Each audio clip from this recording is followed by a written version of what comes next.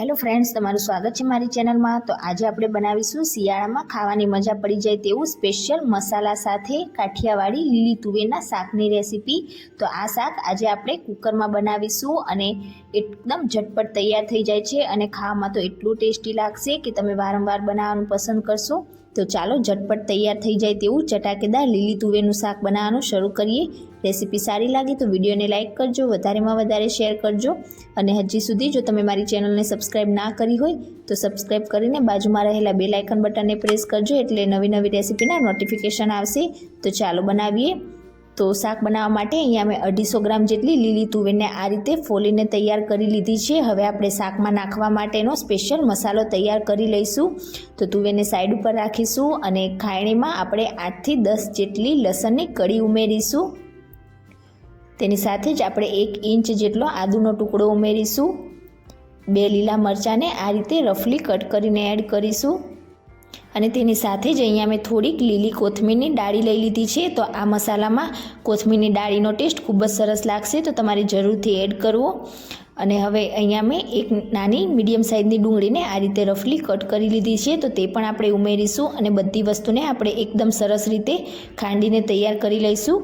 તમે આ process mixer જારમાં પણ કરી શકો છો, પણ આ રીતે ખાંડીને બનાવશો તો તેનો ટેસ્ટ શાકમાં વધારે સારો લાગશે। અને આ રીતે બધી વસ્તુ ખંડાઈ જાય એટલે હવે તેમાં આપણે મસાલા ઉમેરીશું। તો 1.5 ટીસ્પૂન કશ્મીરી લાલ મરચું પાવડર ઉમેરીશું। તમે અહીંયા તીખું મરચું પણ એડ કરી શકો છો, પણ આપણે મસાલામાં લીલું મરચું પણ એડ કરેલું છે, તો તીખાશ તમારા ઘરમાં જે રીતે ખવાતી હોય તમે ઉમેરી શકો છો। 1/2 ટીસ્પૂન હળદર પાવડર ઉમેરીશું। 1.5 ટીસ્પૂન ધાણા જીરું પાવડર ઉમેરીશું। તો જે શાકમાં મસાલા આપણે નાખવાના છે તે બધા જ મસાલા આપણે અત્યારે જ એડ કરી દઈશું અને હવે ફરીથી બધી વસ્તુને આપણે આ રીતે ખાંડીને તૈયાર કરી લઈશું। તો આ રીતનો મસાલો તમે બનાવશો શાક માટે તો તમારા શાકનો સ્વાદ છે તે 100 ગણો વધી જશે। તો આ રીતે તમારે બધા મસાલાને વાટીને તૈયાર કરી લેવાનું છે। હવે આપણે એક બાઉલ લઈશું અને બધા મસાલાને આપણે એક બાઉલમાં ટ્રાન્સફર કરી લઈશું અને અહીંયા મેં અડધા કપ જેટલું પાણી લીધું છે। તો થોડું પાણી આપણે પહેલાં ઉમેરીશું અને બધી વસ્તુને એકદમ સરસ રીતે મિક્સ કરીને થોડીક પાતળી પેસ્ટ જેવું બનાવીને તૈયાર કરી લઈશું, એટલે જ્યારે આપણે તેલમાં મસાલાને એડ કરીશું ત્યારે મસાલા બિલકુલ પણ બળશે નહીં અને શાકમાં તેનો ટેસ્ટ પણ ખૂબ જ સરસ આવશે। તો હજી મને થોડાક પાણીની જરૂર છે, તો ફરીથી આપણે થોડુંક પાણી એડ કરીશું। તો ટોટલ અડધા કપમાં ફક્ત 2 ચમચી જેટલું જ મેં પાણી રાખ્યું છે અને બાકીનું પેસ્ટમાં એડ કરી દીધું છે। તમે વધારે ઓછું જે રીતે શાક બનાવતા હોય તમે પેસ્ટ એ રીતે બનાવી શકો છો। અને હવે મસાલાને આપણે સાઈડ ઉપર રાખીશું અને ગેસ ઉપર એક પ્રેશર કુકર રાખીશું અને તેમાં 3 થી 4 ટેબલસ્પૂન જેટલું તેલ ઉમેરીશું। આ શાકમાં તમારે તેલનું પ્રમાણ થોડુંક ચડિયાતું રાખવાનું। તેલ ગરમ થઈ જાય એટલે 1/2 ટીસ્પૂન રાઈ ઉમેરીશું। રાઈ ફૂટી જાય એટલે 1/2 ટીસ્પૂન જીરું ઉમેરીશું। જીરું ફૂટે એટલે 1/4 ટીસ્પૂન જેટલી હિંગ ઉમેરીશું અને હવે આપણે જે મસાલા પેસ્ટ બનાવીને તૈયાર રાખી છે તેને પહેલાં સારી રીતે મિક્સ કરી લઈશું અને ત્યાર પછી તેને પ્રેશર કુકરમાં ઉમેરીશું। અને જ્યારે તમે મસાલા પેસ્ટ એડ કરીને તેને સાતળો ત્યારે ગેસની ફ્લેમ તમારે એકદમ સ્લો જ રાખવાની છે। હવે સ્લો ગેસની ફ્લેમ પર આપણે પેસ્ટને એકદમ સરસ રીતે સાતળી લઈશું। તો લગભગ 1 મિનિટ જેવું તમારે પેસ્ટને સાતળવાનું છે, એટલે એકદમ સરસ રીતે કૂક પણ થઈ જશે અને તેલ સેપરેટ થશે, એટલે મસાલાની ફ્લેવર પણ આપણા શાકમાં ખૂબ જ સરસ આવશે।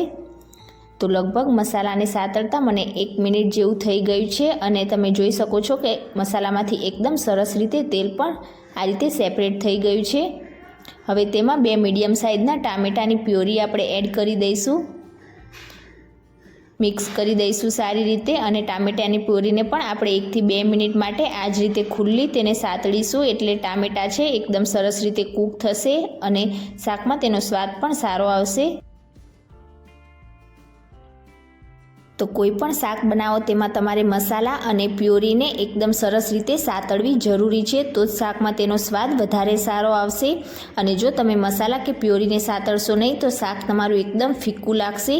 તો લગભગ 2 મિનિટ જેવું મેં ટામેટાની પ્યોરીને સાતળી લીધું અને તમે જોઈ શકો છો તેલ એકદમ સરસ રીતે સેપરેટ થઈ ગયું છે, મીન્સ કે ટામેટાની પ્યોરી સરસ સતળાઈ ગઈ છે। હવે તેમાં 2 આ રીતે ઝીણી ચોપ કરેલી લીલી ડુંગળી ઉમેરી દઈશું। મિક્સ કરીને તેને પણ આપણે 1 મિનિટ જેવું કૂક કરી લઈશું. તો ડુંગળીને આપણે આ રીતે પાછળથી એડ કરીશું. લીલી ડુંગળીને કૂક થવામાં એકદમ ઓછો સમય લાગે છે. તો ટામેટાની પ્યોરી કૂક થઈ જાય ત્યાર પછી જ તમારે લીલી ડુંગળી એડ કરવાની છે. આ શાકમાં આ રીતે તમે થોડીક લીલી ડુંગળી એડ કરશો તો તેનો સ્વાદ ખૂબ જ સરસ લાગશે. તો લગભગ 1 મિનિટ જેવું થઈ ગયું છે અને તમે જોઈ શકો છો તેલ સેપરેટ થઈ ગયું છે. હવે જે આપણે લીલી તુવેરના દાણા લીધા હતા તે બધા જ ઉમેરી દઈશું. તો આટલા માપમાંથી તમે 3 લોકોને સર્વ કરી શકો એટલું તમારું શાક બનીને તૈયાર થશે. મિક્સ કરીશું સારી રીતે અને 1 થી 2 મિનિટ માટે તુવેરને પણ આ જ રીતે ખુલ્લું સાતડીશું, જેના લીધે તુવેર ઉપર એક ક્રિસ્પી કોટિંગ થશે અને શાક તમારું ખાવામાં એકદમ ટેસ્ટી બનશે. તો આ જ રીતે ખુલ્લું લગભગ 1 થી 2 મિનિટ જેવું મેં તેને થવા દીધું. હવે આપણે સ્વાદ પ્રમાણે મીઠું ઉમેરી દઈશું. તો લગભગ 1/4 ટીસ્પૂન જેટલું મીઠું મેં ઉમેર્યું છે. મિક્સ કરીશું સારી રીતે. સરસ મિક્સ થઈ જાય એટલે હવે શાકમાં આપણે ગ્રેવી માટે પાણી ઉમેરીશું. તો પહેલાં અડધા કપ જેટલું પાણી આપણે ઉમેરીશું, મિક્સ કરીશું અને જો જરૂર લાગે તો ફરીથી આપણે થોડુંક પાણી એડ કરીશું. તો તમારી ગ્રેવી જે રીતે જાડી પાતળી જોઈતી હોય તમે પાણી એ રીતે એડ કરી શકો છો. પણ આ શાકમાં ગ્રેવી થોડીક થીક હશે તો શાક ખાવામાં વધારે સ્વાદિષ્ટ લાગશે. તો મને થોડાક પાણીની જરૂર છે તો આપણે થોડુંક પાણી એડ કરીશું. તો લગભગ 3/4 કપ જેટલું મેં પાણી એડ કરી દીધું છે. ફરીથી મિક્સ કરી લઈશું. તો આ શાક માટે આટલું પાણી એકદમ પરફેક્ટ છે. હવે ઢાંકણ ઢાંકીને આપણે મીડિયમ ટુ હાઈ ગેસની ફ્લેમ પર 3 વિસલ કરી લઈશું. 3 વિસલ થઈ જાય એટલે ગેસની ફ્લેમ બંધ કરીને પ્રેશર નીકળવા દઈશું અને ઢાંકણ ખોલી લઈશું. અને ત્યાર પછી આપણે ફરીથી ગેસની ફ્લેમ ઓન કરીશું અને હવે તેમાં આપણે 1 ટીસ્પૂન જેટલી ખાંડ ઉમેરીશું. ખાંડની જગ્યાએ તમે 1 ટીસ્પૂન જેટલો ગોળ પણ એડ કરી શકો છો. અડધી ટીસ્પૂન ગરમ મસાલો ઉમેરીશું. ફ્રેશ ઝીણા કટ કરેલા લીલા ધાણા ઉમેરીશું અને બધી જ વસ્તુને મિક્સ કરીને આપણે ફક્ત શાકને મીડિયમ ગેસની ફ્લેમ પર 2 મિનિટ માટે થવા દઈશું. એટલે એકદમ પરફેક્ટ આપણા શાકની ગ્રેવી થઈ જશે. તો લગભગ શાકને કૂક થતાં 2 મિનિટ જેવું થઈ ગયું છે. હવે ગેસની ફ્લેમ આપણે ઓફ કરી દઈશું અને તમે શાક જોઈ શકો છો એકદમ પરફેક્ટ આપણા શાકની ગ્રેવી છે. આ શાકમાં આટલી ગ્રેવી હશે તો શાક છે તે ખાવામાં વધારે સ્વાદિષ્ટ લાગશે. તો જોતાં જ ખાવાનું મન થઈ જાય તેવું આપણું લીલી તુવેરનું કાઠિયાવાડી શાક બનીને તૈયાર થયું છે. તો ગરમા ગરમ શાકને આપણે સર્વિંગ પ્લેટમાં સર્વ કરી દઈશું. ઘરમાં કોઈ પણ મહેમાન આવે તો પણ તમે શિયાળામાં આ શાક એકવાર જરૂરથી બનાવીને ટ્રાય કરજો. ખાવામાં ખૂબ જ ટેસ્ટી લાગશે અને એકદમ ઝટપટ તૈયાર પણ થઈ જાય છે. તો આજની મારી રેસીપી તમને કેવી લાગી મને કમેન્ટ કરીને ચોક્કસથી જણાવજો. રેસીપી સારી લાગી હોય તો વિડીયોને લાઇક કરજો, વધારેમાં વધારે શેર કરજો અને ચેનલને સબસ્ક્રાઈબ કરીને બાજુમાં રહેલા બેલ આઇકન બટનને પ્રેસ કરજો એટલે નવી નવી રેસીપીના નોટિફિકેશન આવશે. Thank you for watching.